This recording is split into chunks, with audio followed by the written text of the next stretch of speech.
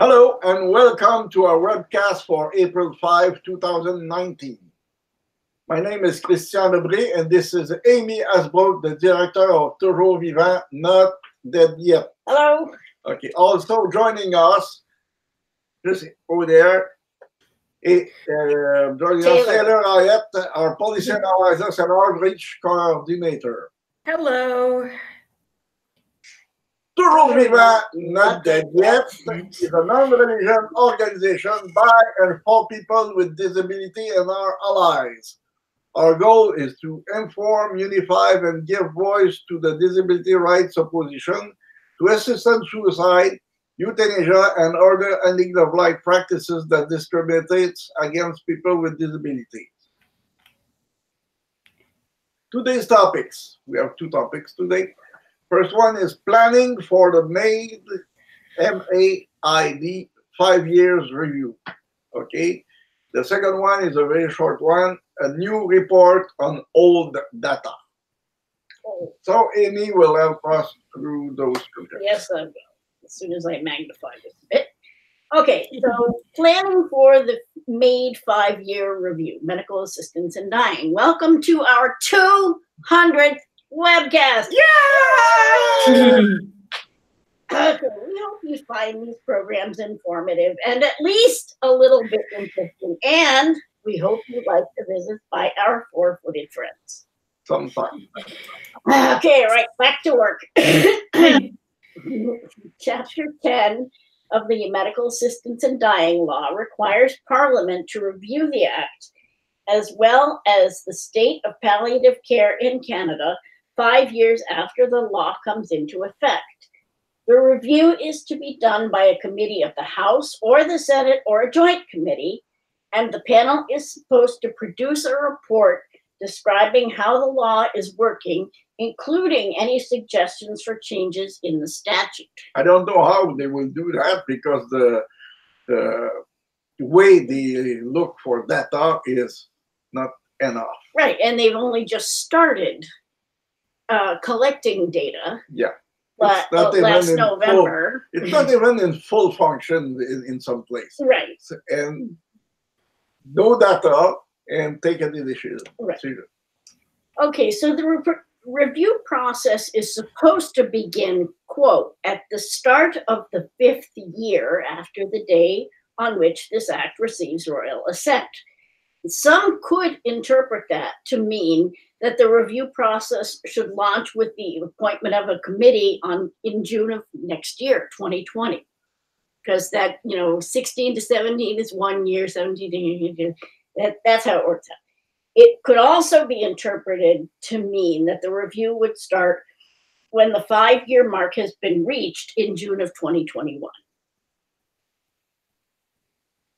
Taylor, did you want to? Oh, yes. Sorry. Can you tell it's Friday? Can you tell I'm almost done with this week?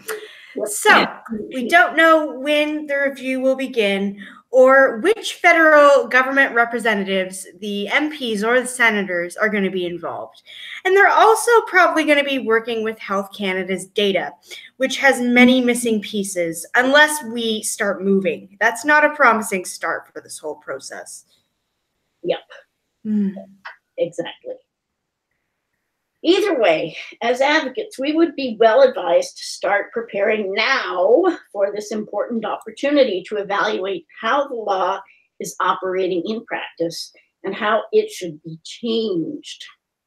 First, we need to ensure that the public will be able to have input into the review process. Hey, that's an idea. Will there be a way for the public to submit comments? Will Parliament hold hearings where members of the public can testify, or will testimony be by invitation only? Nobody knows. Yeah, we have no idea. But I worry that even for us as disability advocates, the information and the stories that we have are going to leave out certain disabilities, additional forms of marginalization, and overlook other barriers. To offer two examples, will Skype be available for people who could testify but can't travel? And what about the disability-related barriers unique to or made stronger by living up north. Right, exactly.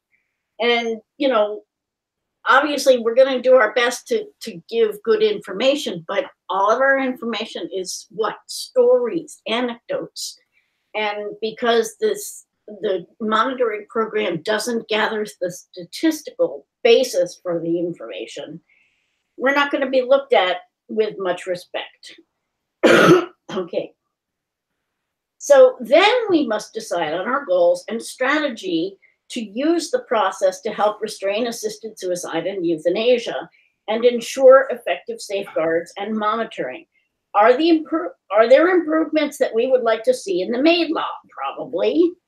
Can we use the review as an opportunity to solve the problems with the monitoring program? Maybe, hopefully. Or improve access to palliative care or community-based self-directed personal assistance services? Maybe. Hopefully, possibly. We hope. Do we want to try to further limit eligibility or add more safeguards? That's a possibility. Once we have a wish list, we need to prioritize our goals. But we also need to anticipate and prepare to defend against likely efforts by euthanasia proponents to expand eligibility, such as by including the groups named in the Council of Canadian Academies reports, like mature minors, people with dementia, and people with psychiatric disabilities. We also need to prepare to defend against their removing existing requirements, such as that death be reasonably foreseeable or that the decline in capability be advanced and irreversible. If they succeed, it will be suicide for all. Right. Free for all. And we need to defend against the possibility that they'll try to weaken the safeguards or soften the safeguards. For example, by eliminating the independence requirement of the second medical practitioner or the witnesses, or completely removing the 10-day waiting period. Right now, the 10-day waiting period is kind of optional, and they might decide to try to eliminate it altogether. We don't know what they're going to decide. We can guess at some things they're pushing, because they're already pushing legal cases to remove the reasonably foreseeable death requirement, and they might decide that they'll take a second approach to achieve the same goal. But we don't know, and we will have to decide how much energy to put toward reaching our positive goals and how much to put toward defending against potential losses. Not a fun process at all, but that's what we have to do because that's our job. Yep. We're sticking to it. We also have to choose the best strategies to achieve our goals and maintain the strictest possible eligibility criteria and safeguards. So what are those strategies? One possible approach might be to compare the practice of assisted suicide and euthanasia under the MAiD statute with the expectations laid out by the Supreme Court in the Carter case that, quote, the risks to vulnerable persons in permitting a physician-assisted death can be identified and very substantially minimized. I like this strategy. Right. Through a carefully designed system imposing stringent limits that are scrupulously monitored and enforced. This part is right strictly in the law, but nobody seems to care about it. Right. Yeah. So we have to compare the practice against that standard that was set in the Carter case. Yeah, I like this strategy. That's one approach. Another approach might be to hold up the practice of assisted suicide against the gaps in Canada's compliance with the UN Convention on the Rights of Persons with Disabilities. That's another way to look at it. And a third approach is to go through the statute section by section, and we're going to kind of do that today, and demonstrate whether it's doing what it's supposed to or not. And how can we prove our credibility there?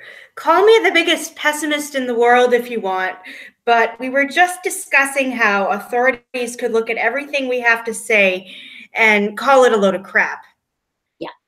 But then I read a quote from someone on one of my favorite podcasts today. Nothing cools your inner fire like resigning yourself to mediocrity. So maybe I should be more hopeful. Yeah, well, we're not resigning. At least I'm not. Okay, so we have to figure out what evidence or documentation we will need to support our positions, since we can't rely. What materials and evidence already exist? It would be great if we could trust the federal monitoring system to detect how discrimination and lack of services limit disabled people's choices, causes ineligible people to be euthanized, and pressures folks into choosing assisted suicide and euthanasia. But as we described in September and on November 16th and 30th of last year, the federal monitoring system won't be gathering information that's detailed enough to show these effects on disabled people. Yeah. So, and they made that point. I was just in a meeting with the special rapporteur of the United Nations on disability, and they made that point. Actually, Catherine Frizzy made that point. We've done webcasts that focus on several aspects of the assisted suicide and euthanasia eligibility determination and safeguards, including capacity determinations, external pressure, and undue influence on February 2nd, 9th, and 16th of 2018, conscience rights, which we dealt with on October 7th of 2016, and informed consent, which we talked about March 31st of 2017, so 2 years ago. And we're going to continue to do that. We're going to build up an even stronger base of materials that deal with aspects of the law to create a strong set of documents to give to the Parliament. What evidence and documentation will we need to produce, aside from what we have? And what resources, both individual and institutional, do we have to generate the evidence we need? So what universities might be able to help us with student researchers and somebody to supervise the research? That's what we need to find out. There are many claims and statements in the preamble of the law about the goals, its goals. But are these accurate in light of the language of the statute, the practice of assisted suicide and euthanasia, and the barriers imposed by disability discrimination? So the preamble is the statement what Parliament wanted the law to be doing or hoped it would do. There's hopeful statements. So Parliament recognizes the autonomy of people with grievous and irremediable medical conditions. So, yeah, considering the discrimination prevents people with disabilities from controlling where and how they live, is this really true? Yeah, you might be recognizing an autonomy that people can't actually have or use. Right. I mean, you're free to choose as long as you choose. What was it, Henry Ford? He said, you can have any color as long as it's black. Yes. Yes. Yeah. Robust safeguards are essential. Yeah, there are only 5 real safeguards. And does that add up to robust? 5 lines. Yeah. Yeah. Okay. That's 5. So here's just quickly the list of safeguards. 1 person has to meet all the eligibility criteria. This is not the safeguard. This is obvious. When you put safeguard, right, you must succeed to pass all the safeguard. For all the eligibility criteria. Yes. Yeah. Well, but hey, they count it as a safeguard because they want it to add up to robust. Yes. Yeah. Robust. There must be a written, signed, and witnessed request. The person must be informed of the medical condition and can withdraw the request at any time. That's a safeguard. A second independent medical practitioner must provide a written confirmation. In other words, no no's allowed. In other words, the second doctor has to say yes, yes, yes, yes, yes. Yeah. So I don't really know if that's a safeguard or not. Yeah. And it's not a safeguard, but it was think like a again, safeguard. if the only answer is yes, is that really a safeguard? yeah.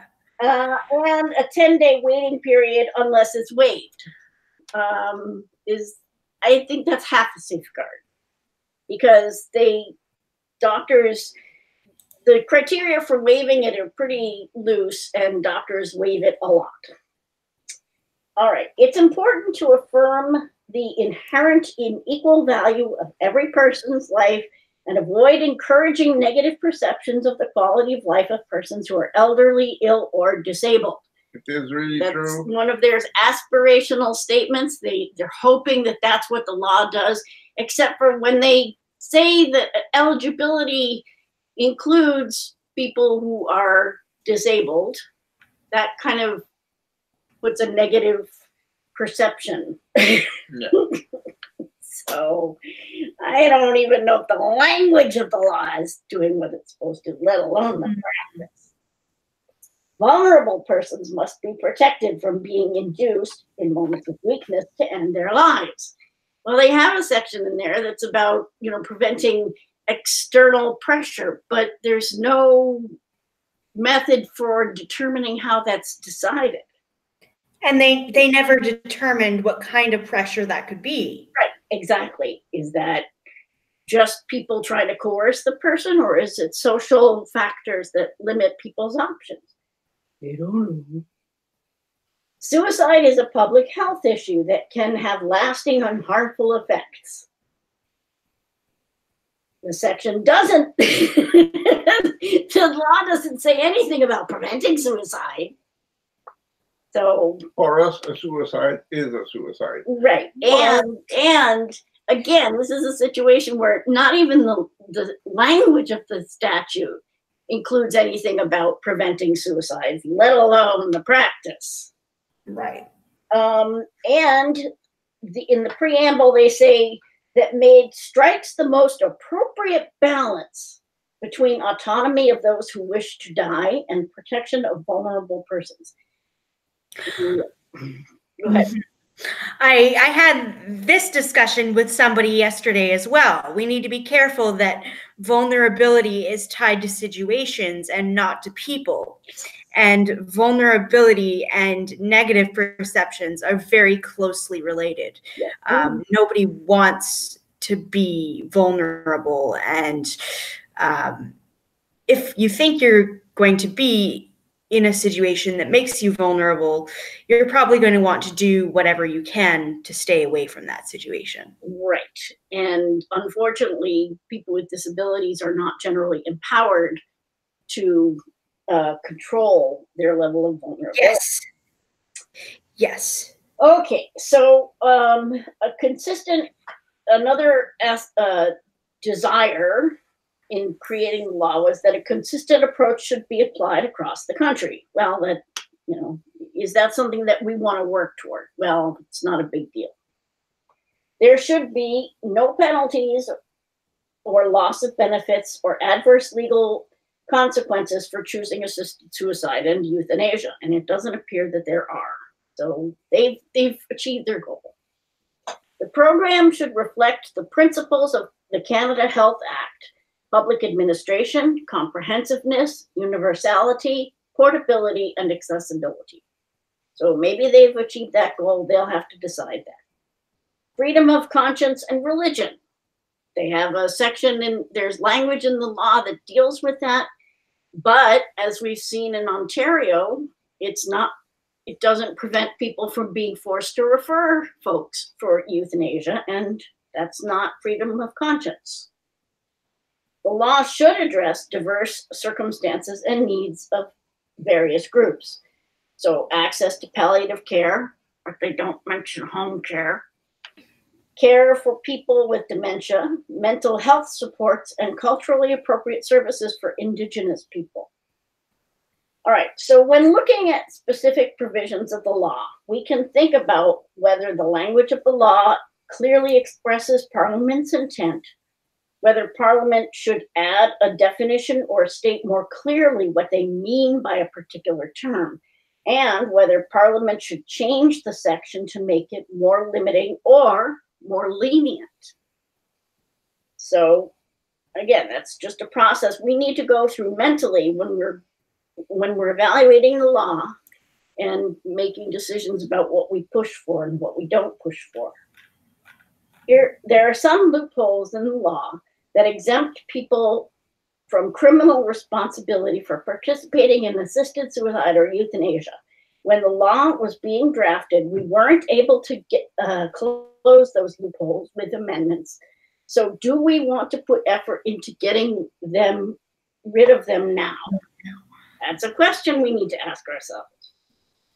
So one of the loopholes is section 14 of the criminal code, which says a person cannot consent to their own death, does not apply to assisted suicide and euthanasia. Is that an issue that's really crucial? We got to decide. No person is guilty of culpable homicide if they do anything to help a medical practitioner to provide MAiD. Full open door to crime. Right. Well, anybody in the hospital, so that could even be, a janitor or a nursing assistant or anybody. From the family, from anybody. Yeah, as long as they say they're helping the doctor. So that's a big problem. Is it a big enough problem that we need to dedicate resources to try to get rid of it? Okay. That's the we question. agree that it will not be a lot, but it's existing. Right. Another one of those things, no person commits an offense if they do anything at another person's explicit request to help that other person to self-administer lethal drugs or medical assistance in dying. So again, is this a dangerous enough situation? Are there enough people who've been affected by this situation that we need to put energy into trying to remove that section? That's the question we need to ask ourselves. The exemption is in subsections 2 through 5, apply even if the person has a reasonable but mistaken belief about any element of the exemption. But I thought he wanted MAiD. I thought he wanted to die. That's why I put the drugs in his pudding. I'm sorry, I was wrong. But it was reasonable to think he wanted to die. Because I thought and how much of that reasonable but mistaken belief is going to come from a conversation with the person? Right. What if it was in a bar? Sorry? In a bar. After the 4th rum and coke. What if it was a healthcare worker looking at a person and going, how can he stand to live like this? I should help him and put him out of his misery. Right. Okay. Are there changes that we want to make in the current eligibility criteria, or points that we feel are especially important to defend? Currently, the person is eligible for assisted suicide or euthanasia if they are eligible for government health services, are 18 years old, are capable of making decisions with respect to their health care, have a grievous and irremediable medical condition, which means that they have a serious and incurable illness, disease, or disability. But we're not supposed to say negative things about disability. In an advanced state of irreversible decline in capability. Like a lot of handicap. Right. And the illness, disease, or disability, or that state of decline causes them enduring physical or psychological suffering that is intolerable to them and that cannot be relieved under conditions that they consider acceptable. Okay, if you remove they consider acceptable, the rest is okay. And their natural death has become reasonably foreseeable. So we're defending that one in court. We're going to have to defend it tooth and nail when it comes up before Parliament again. Have that the person has made a voluntary request, which is not the result of external pressure, and the person is eligible only if they give informed consent, including being informed of palliative care options, but with no mention of what? Alternative institutionalization. And that requirement is, all you have to say is palliative care exists, right? Not here's how you access it. Exactly. Or ensure that the person actually gets it. Exactly. Okay, so back to safeguards. What we were, as mentioned above, there are really only 5 safeguards, 2 of which carry over from the eligibility criteria. One is repeated twice, and another is actually an accessibility accommodation. So when they say they've got robust, it's actually very weak. Weak. Okay, so first is that the doctor has to be of the opinion, that's my opinion, that the person meets all eligibility criteria. That the doctor has to ensure the request is written, signed, and dated by the person and signed by 2 independent witnesses. So that's a safeguard. They have to ensure that the person is informed that they have a grievous and irremediable medical condition and that they can withdraw the request at any time. So that's a safeguard. They have to ensure written confirmation from a second independent medical practitioner. No negatives, no negative Nellies. And even if there is one negative, you have to follow the first one. No, well, I mean, yeah, but you have to keep going until you get a positive. Yeah. Forget it. You can shop around. Yes. And they have to ensure 10 clear days unless death or loss of capacity is imminent. So that's kind of a half of one. And give the person an opportunity to withdraw the request before administering euthanasia. That sort of goes back to number 3, where you have to inform the person that they can withdraw the request whenever they want. But you have to remind them just before you kill them. Oh, and by the way, just remember, you can say no. Okay. Wow. And the other robust safeguard is that we take all necessary measures to provide a reliable means for the person to understand information and to communicate their decision. That's a safeguard? No, that's basic accessibility, and it shouldn't be the last thing on the damn list. Right.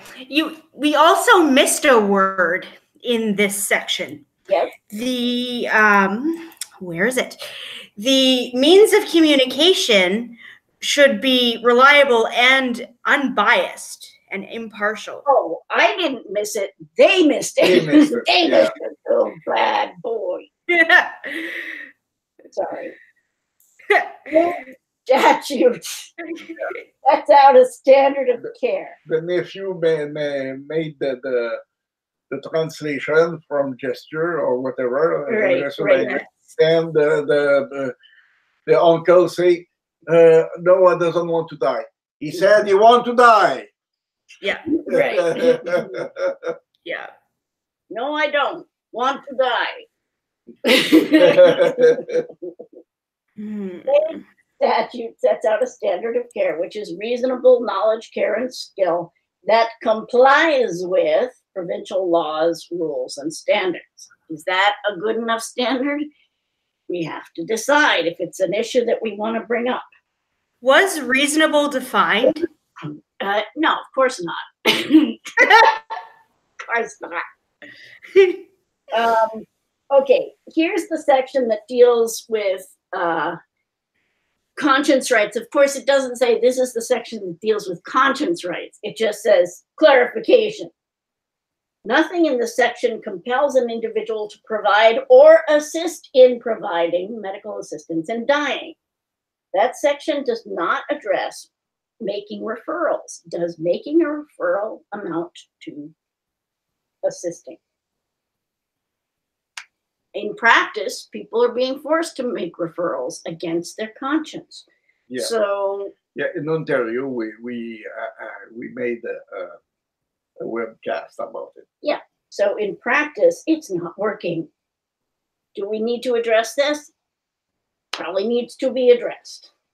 Are we the people that need to address it? Maybe, maybe not.